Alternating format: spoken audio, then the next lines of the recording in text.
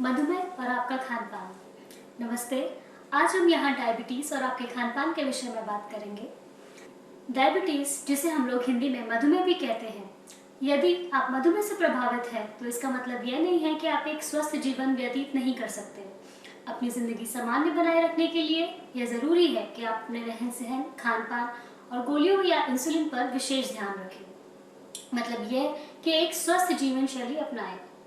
एक स्वस्थ जीवन शैली के 3 उद्देश्य हैं: अपनी लंबाई, उम्र, गतिविधि के अनुसार आदर्श वजन रखना, एक संतुलित आहार लेना जिससे सभी पोषक तत्व मिल सके, और दोनों से अपना शुगर नियंत्रित करके मधुमेह से होने वाली जटिलताओं से बच सके। एक स्वस्थ जीवन शैली का मुख्य भाग है आपका भोजन।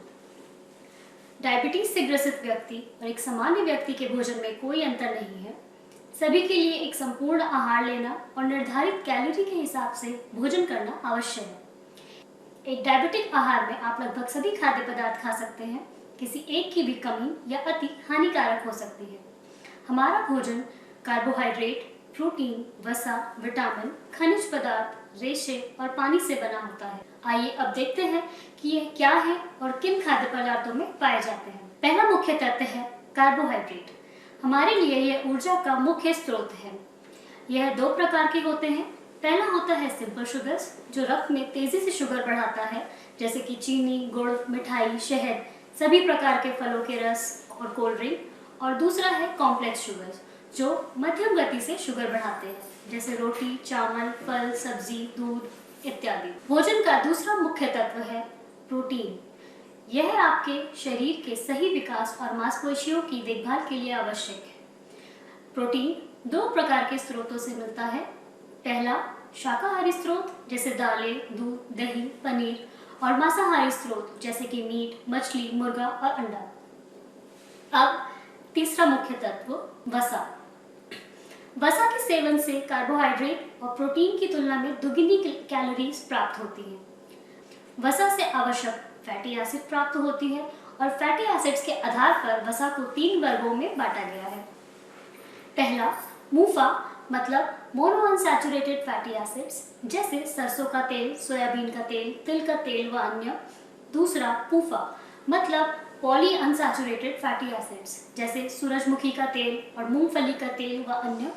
तीसरा सैचुरेटेड फैटी एसिड्स, जैसे कि घी, मक्खन, दूध की मलाई, अंडे का पीला भाग, मीट की चर्बी, नारियल तेल व अन्य। इन सभी में इत्यादि कोलेस्ट्रॉल होने के कारण यह स्वास्थ्य के लिए उपयुक्त नहीं है और इनमें से मुफा युक्त तेल सबसे उचित है। अब ट्रांस फैट्स। तेल को बार बार खौलाने से उसमें ट्रांस फैटी एसिड्स बनने लगते हैं, जो कि सैचुरेटेड फैट से भी ज्यादा हानिकारक है, इसलिए यह बिल्कुल भी उचित नहीं है। अब रेशे। यह खाद्य पदार्थों के उन भाग में मौजूद होते हैं जो पचते नहीं हैं। विशेष रूप से ये अनाज के चोकर, दाल के छिलके, फलों की खाल और पत्तेदार सब्जियों में पाए जाते हैं। पर्याप्त मात्रा में रेशे को ग्रहण करने के कई फायदे हैं, जैसे खाना खाने के बाद रेशे रक्त में शुगर की मात्रा अधिक बढ़ने नहीं देते। ये कोलेस्ट्रॉल और ट्राइग्लिसराइड्स को भी कम करते हैं, जो अधिकतर डायबिटीज के मरीजों में बढ़ा हुआ होता है। और रेशे में पानी सोख लेने की क्षमता होती है, इसलिए ये भारी हो जाते हैं और पेट भर जाने का एहसास जल्द दिलाते हैं। अब देखते हैं कि डायबिटीज के मरीजों को और क्या क्या परहेज करना चाहिए। सभी सिंपल शुगर्स तथा कुछ खाद्य पदार्थ जैसे खजूर, तरबूज, बहुत पका हुआ केला, इन चीजों का सेवन कम या कभी कभी करना चाहिए, क्योंकि ये शुगर तेजी से बढ़ाते हैं। आम, अंगूर, चीकू, अरबी, शकरकंद, यह चीजें शुगर न बहुत तेजी से न कम अर्थात मध्यम गति से बढ़ाते हैं। अगर इन चीजों का सेवन सीमित मात्रा में किया जाए तो ये नुकसान नहीं करेंगे। अधिक वसा या वसा युक्त पदार्थों का सेवन बहुत कम करना चाहिए, क्योंकि यह आपका वजन बढ़ाता है, जो कि डायबिटीज के मरीजों के लिए हानिकारक है। लाल मीट के स्थान में मुर्गा या मछली का सेवन करना ज्यादा उपयुक्त है, क्योंकि इनमें लाल मीट की तुलना में वसा की मात्रा बहुत कम होती है। अभी तक आपने सुना कि आप क्या नहीं खा सकते। अब मैं आपको बताती हूँ कि आप क्या खा सकते हैं। सभी प्रकार के अनाज, सभी दालें, रेशे युक्त फल और सब्जियां, बिना मलाई का दूध, दूध से बनने वाले पदार्थ आदि, और फ्री फूड्स। फ्री फूड्स मतलब कुछ ऐसे खाद्य पदार्थ जिनमें ऊर्जा और शुगर बहुत कम होती है, इसलिए आप इन्हें किसी भी समय किसी भी मात्रा में खा सकते हैं। यह चीज़ें आपका शुगर या वजन नहीं बढ़ाएंगी, जैसे कि मट्ठा, बिना शक्कर का नींबू पानी, बिना शक्कर का दूध की चाय व कॉफ़ी, घर के बने सब्जियों के सूप, सोडा पानी, बिना तेल का अचार और सलाद के रूप में खाई जाने वाली सभी सब्जियां। तो आप देख सकते हैं कि एक डायबिटिक डाइट और एक नॉर्मल डाइट में कोई भी अंतर नहीं है। अब मैं आपको खानपान संबंधित कुछ जरूरी निर्देश दूंगी जिन्हें ध्यानपूर्वक सुनें। सबसे पहले, उपवास न रखें या एक समय पर सामान्य से अधिक भोजन ना करें, क्योंकि आपको दी जाने वाली गोलियां या इंसुलिन निर्धारित मात्रा के शुगर को ही नियंत्रित करते हैं। इसलिए दैनिक भोजन को निर्धारित मात्रा में बांटकर खाना चाहिए, जैसे कि सुबह का नाश्ता, दोपहर का खाना और रात का खाना। तला भोजन और बाहर के भोजन से परहेज करना चाहिए, क्योंकि इनमें तेल की मात्रा अधिक होती है, और घर के बने भोजन को महत्व दें। आजकल की लाइफस्टाइल के कारण लोगों में मोटापा भी बढ़ता जा रहा है।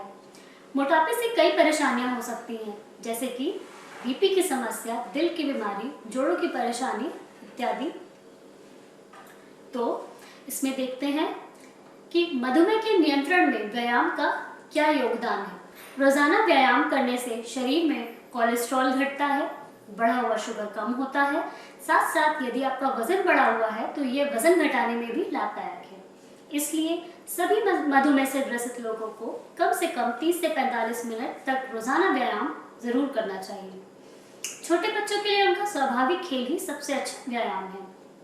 यदि आप इंसुलिन लगाते हैं और आप लंबे दौरान के लिए खेल या प्रतियोगिता में भाग लेने वाले हैं तो उसके पहले स्नैक्स मतलब हल्का नाश्ता जरूर करें। अब मधुमेह और शराब।